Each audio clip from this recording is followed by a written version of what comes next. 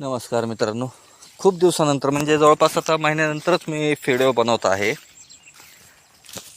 आणि आता पावसाळा संपत आलेला आहे.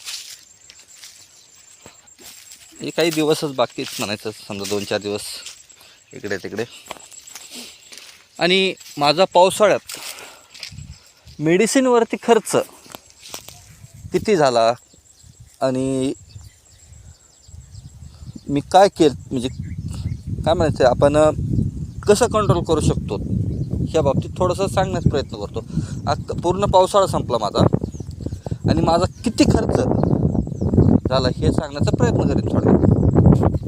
मित्रांनो, काय होतं ना, आपण बंदिस्त करतो. बंदिस्तामध्ये मेडिसिनवरती भरपूर खर्च येतो. हे बघा, आमच्या इकडे आता सध्या सोयाबीन काढलेले रान आहेत, मोकळेत.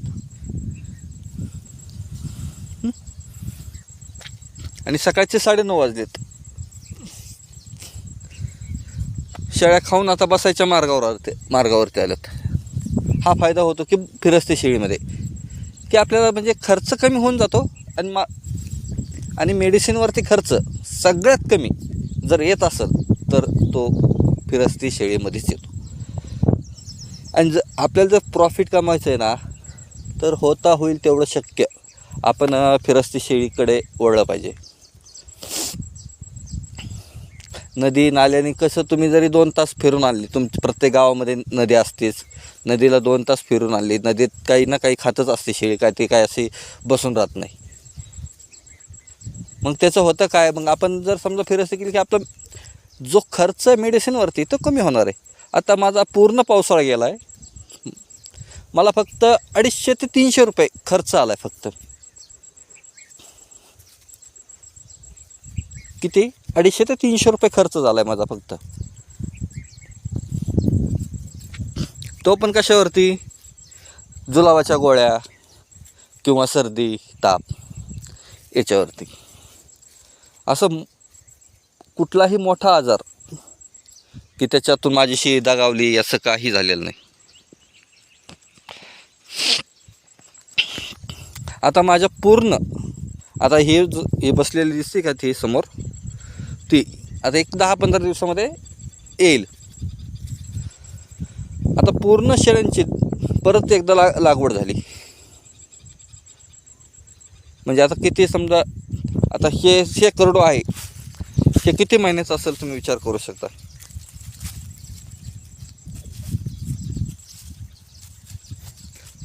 हे फक्त 1.5 महिन्याचं आहे.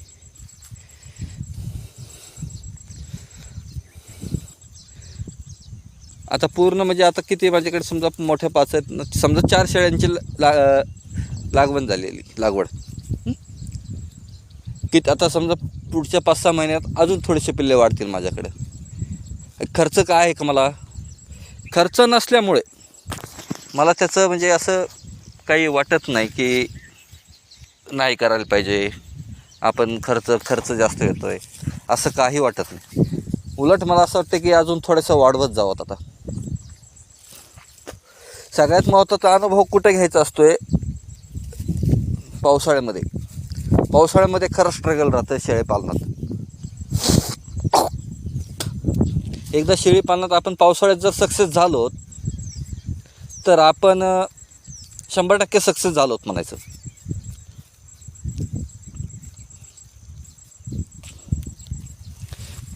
बघू शकता, सकाळी 9:30ला शेळ्या आता बसायला लागल्यात. आता उठल्या काही.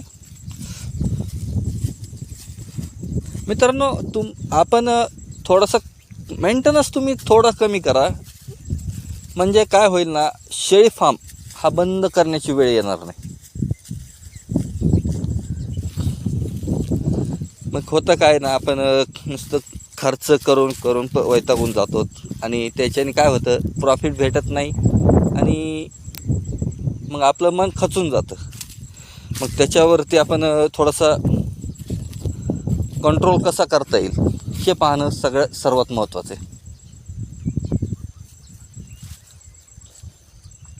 नक्कीच आपण त्यातून सक्सेस होऊ शकतो. काय होतं, लोक तुम्हाला अनुभव सांगतील. त्यांचे अनुभव, प्रत्येकाचा अनुभव हा एकदम 100%च खरा आहे असं पण नाही. आता मी तुम्हाला सांगतोय माझा अनुभव, पण मी काय एकदमच परफेक्ट सांगतोय असं पण काय नाही आहे.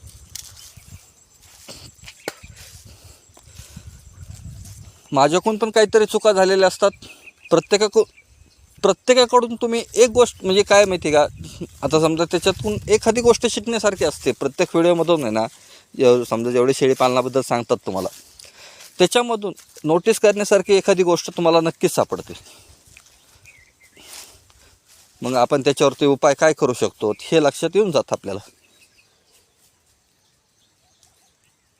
आणि त्याच्यावरती उपाय जर कळाला आपल्याला, मग आपण शेळी फार्म हा सक्सेस करू शकतो.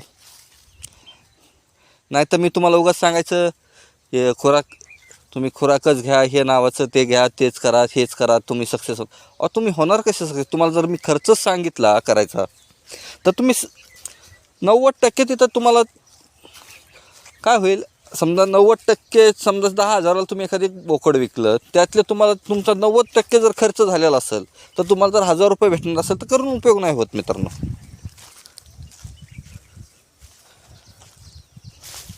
मग आता समजा आता माझ्याकडे इतके पिल्ले झालेत आणि घरी अजून 2 आहेत.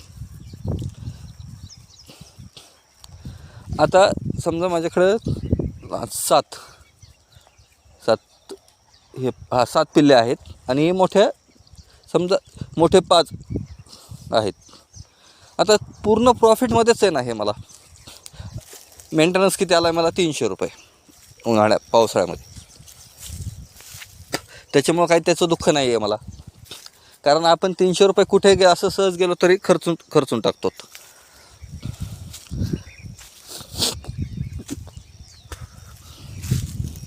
विचार करण्यासारखी गोष्ट आहे मित्रांनो. आणि शेळी फार्म नक्कीच सक्सेस होतो. ते आपल्या हातात आहे की आपण कसं सक्सेस करू शकतो. अभ्यासपूर्ण जर तुम्ही विचार केला तर नक्कीच सक्सेस होणार. मी तर म्हणाल की हे 10 आणि 15 हजाराच्या नोकऱ्या करण्यापेक्षा मित्रांनो तुम्ही सरळ आपलं शेळी पालन करा. मार्केटला आज जरा यांचा तुतवडा चालू आहे, बोकडांचा भेटत नाहीत. आमच्या इकडे तर खूप शॉर्टेज चालू आहे आणि हे कधीच न बंद होणारी गोष्ट आहे. याला काही म्हणजे याचं मार्केट वाढतच जाणार, कमी कधीच होणार नाही. त्याच्यामुळं मित्रांनो तुम्ही 10-15 हजाराची नोकरी करण्यापेक्षा शेळी फार्म करा चालू. 5 शेळ्या घ्या, 5मधून थोडं वाढवत चला, नक्कीच सक्सेस होताल आणि अडचण कुठलीही येणार नाही मित्रांनो.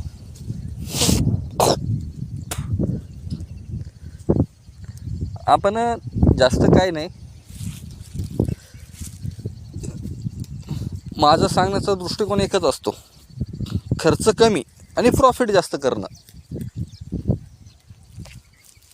आणि मला ते म्हणजे असं तुम्हाला खोटं बोलून मी इतकंच प्रॉफिट कमवलं आहे, तितकंच कमवलं हे सांगता येत नाही. माझ्याकडं आज जे पिल्लं आहेत ते माझं प्रॉफिट आहे, हे तुम्हाला समक्षात दिसतं आहे. पण आणि खोटं म्हणण्यात काही अर्थ नसतो आहे. मी असं म्हणणार नाही की मी वर्षात 2 लाखाचा समजा 5 शेळ्यापासून 2 लाखाचं उत्पन्न घेतं, हे शक्य होत नाही आहे. आहेत समजा 7 करडे आहेत, 7 करडातून माझ्याकडे किती समजा 4 पाट्या आहेत, म्हणजे 3 बोकडे आहेत आणि 4 पाटी. ती उद्याची शेळी आहे माझी, त्याच्यामुळे मला काय त्याच्यामध्ये नुकसान वाटत नाही. आणि हे आता 1-2-4 दिवसामध्ये येऊन जाईल. चला तर मित्रांनो तेच थांबतो.